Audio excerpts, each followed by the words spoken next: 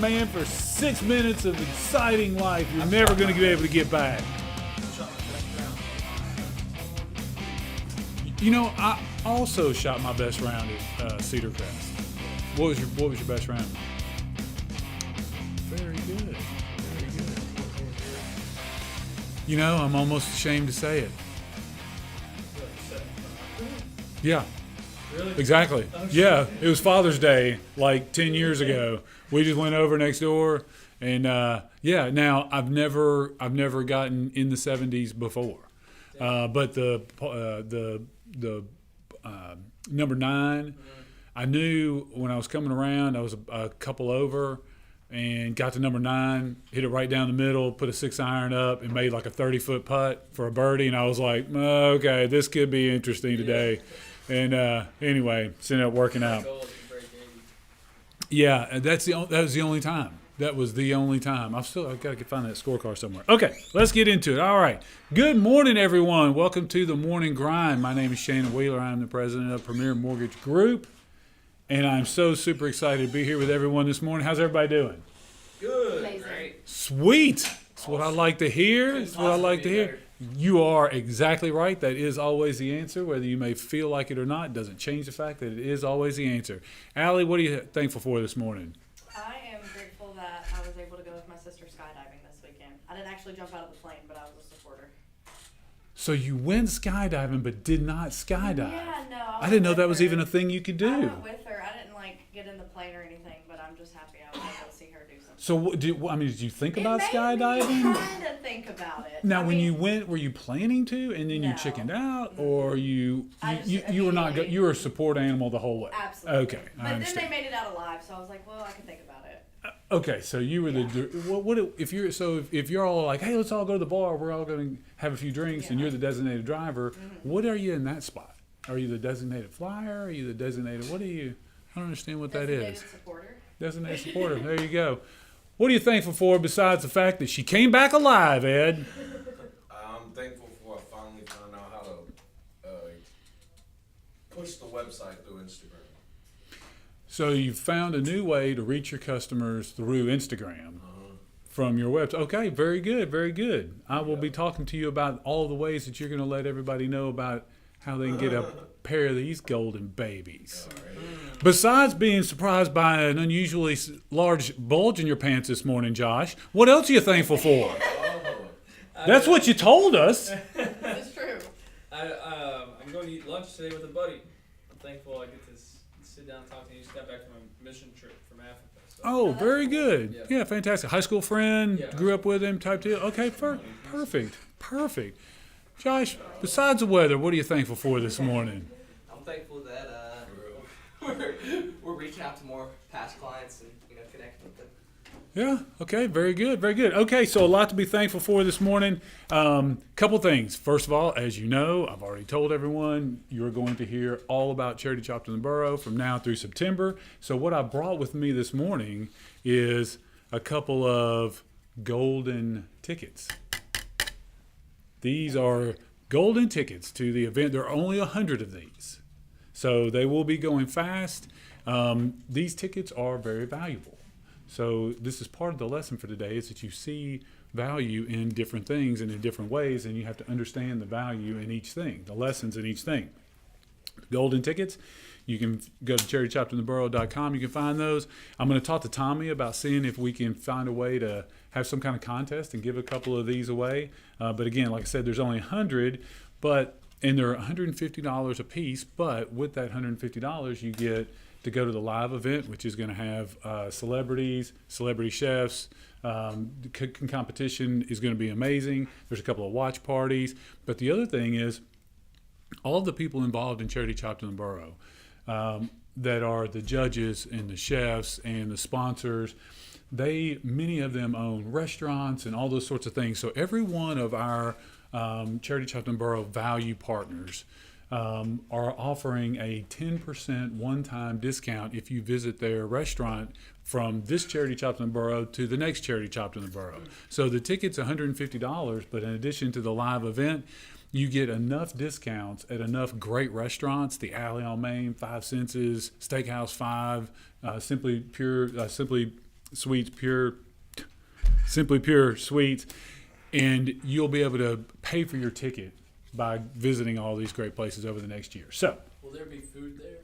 there will be food there. Josh, that is a really great question. So we're going to have food there, which is going to be a mix of some of the food from different restaurants that are represented at Charity Chops in the Borough, but we're also going to have delicious gourmet grilled cheese sandwiches. And you may think to yourself, that's really weird, Shannon. I didn't think I'd pay $150 for a grilled cheese sandwich in my whole life. Well, again, we go back to that value, right? So the grilled cheese sandwiches are made by the interns that work at Liberty Station. So that's part of the way they learn their skills to go out in the workforce. So you're not really just paying $150 for a grilled cheese, right? You're paying $150 to go and experience what it's like to see people doing things that they never thought they would have a chance to do.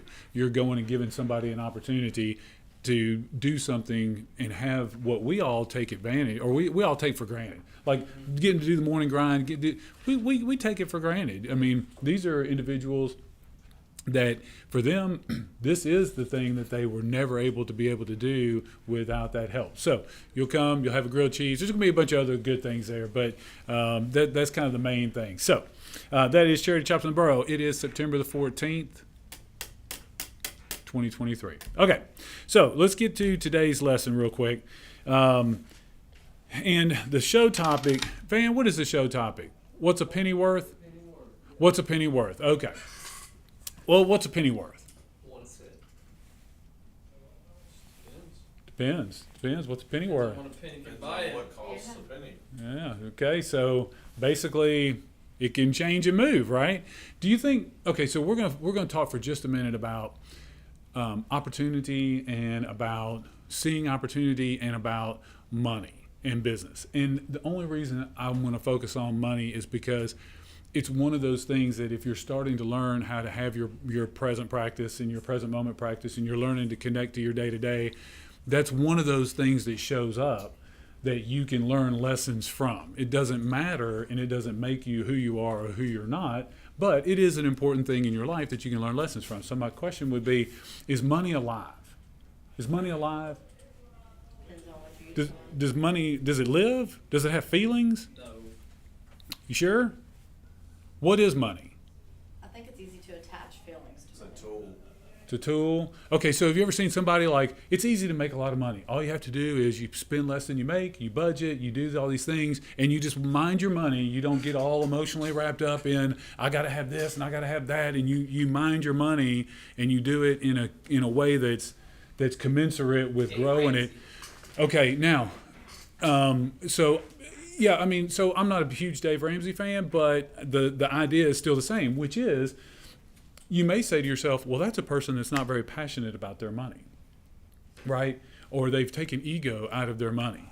I would contend that's not really true. All that they've done is they've done what you would do if you wanted to have money and watch money grow.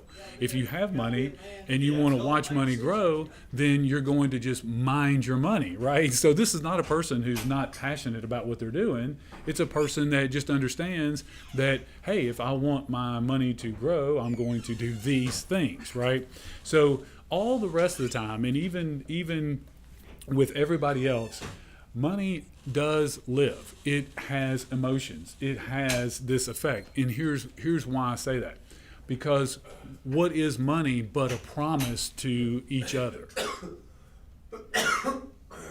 Right? Money is a promise to each other. You and I are promising to each other that we both agree that this penny is worth 1/100th of a dollar.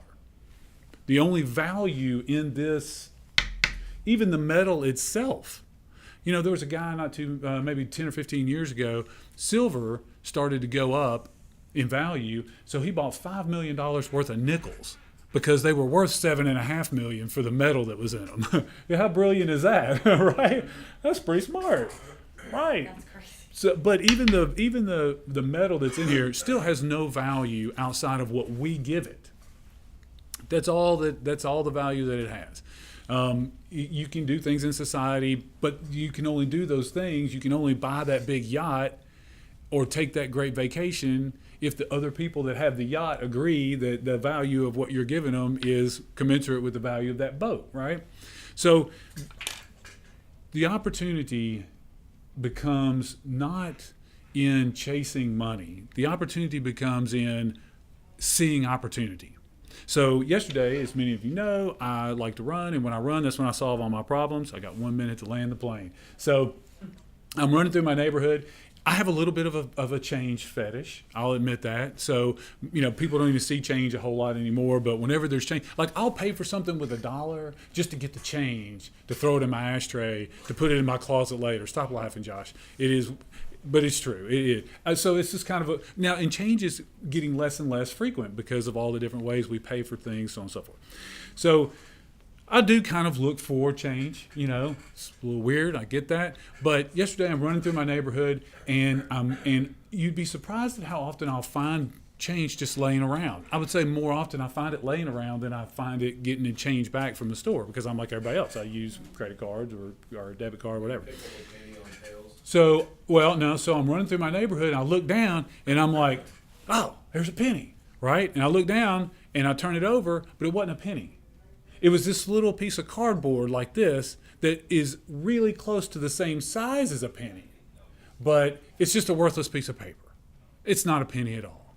And so I stopped my run, bent over, picked that penny up, thinking it may be on heads, thinking whatever it may be. So part of me is like, it's a penny. When have I ever been too good to just walk past money in the streets, right? I mean, so, a little luck too, right? So I go to pick it up and I'm like, that's not a penny at all. That's just a worthless piece of cardboard.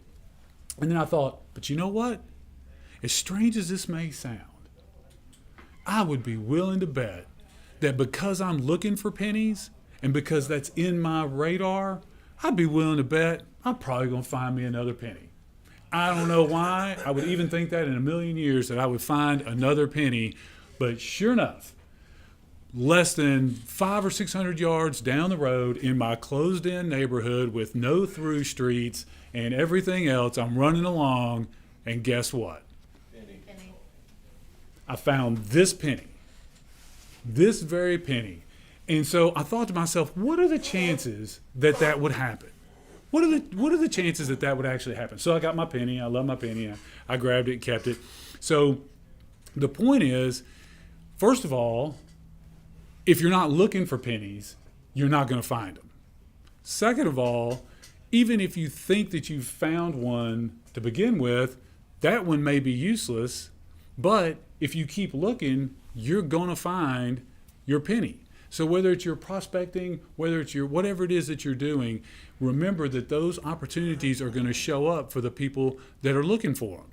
If I would have never stopped to look at that first one, or if I would have never kept my mind engaged in looking for those opportunities or looking for those pennies, much less said to myself, be on the lookout, you may literally see one. I mean, by the time I got running back towards the house, I thought I may run into another one.